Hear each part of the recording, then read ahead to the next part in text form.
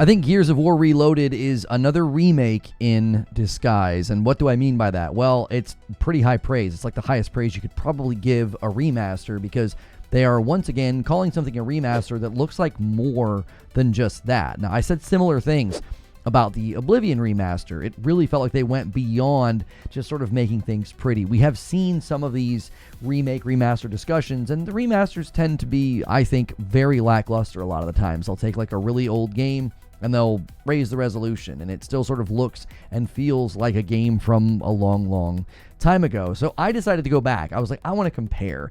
How did Gears of War look on the Xbox 360? And I looked at some of the gameplay footage, and then I looked at the latest video from the Xbox showcase, and to me, this looks like a remake. And I think the classification of remaster, though, is actually a smart play, and there's a couple of reasons.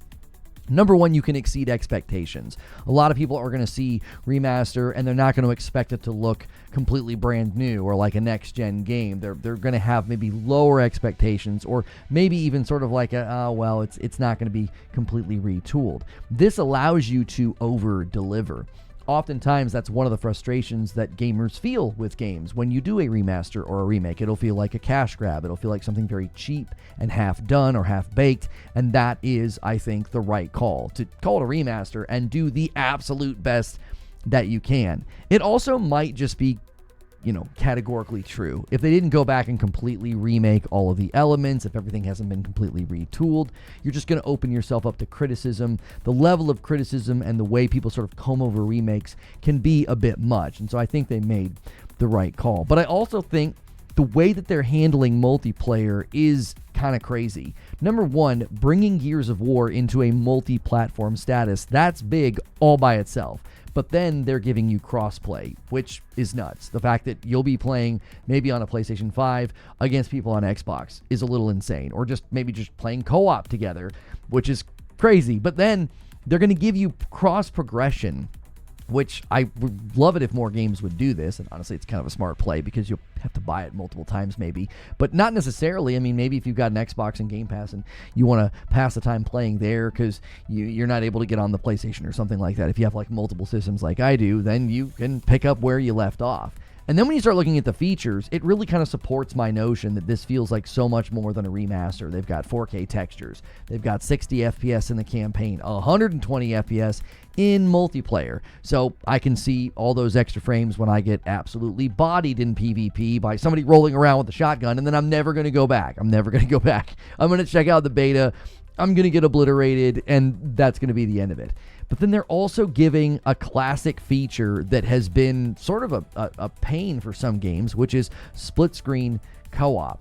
This is exactly how you treat a classic when you remaster or you remake it. And this is the game, funny enough, that actually got me back into console gaming. I was big with PC gaming all the way from like Quake 2 era up until when Gears of War came out. And it was going to require significant upgrades in my PC. And I'm like, I'm not doing that.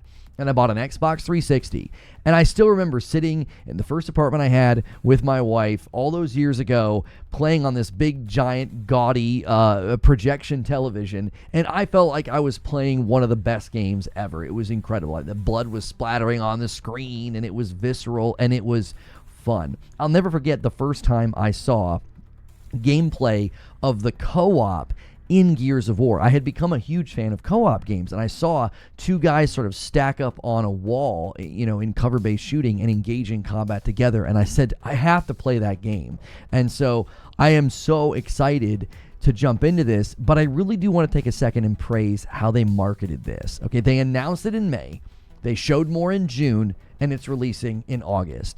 I am a huge fan of these short marketing windows. I don't have to wait and look for teasers or trailers or leaks or anything like that. Just get it out, announce it, show it, release it. I love that more and more companies are doing this. And listen, it does feel a little weird to have a classic Xbox exclusive that got me to buy an Xbox 360 landing on my PS5 Pro with PS5 Pro enhancements.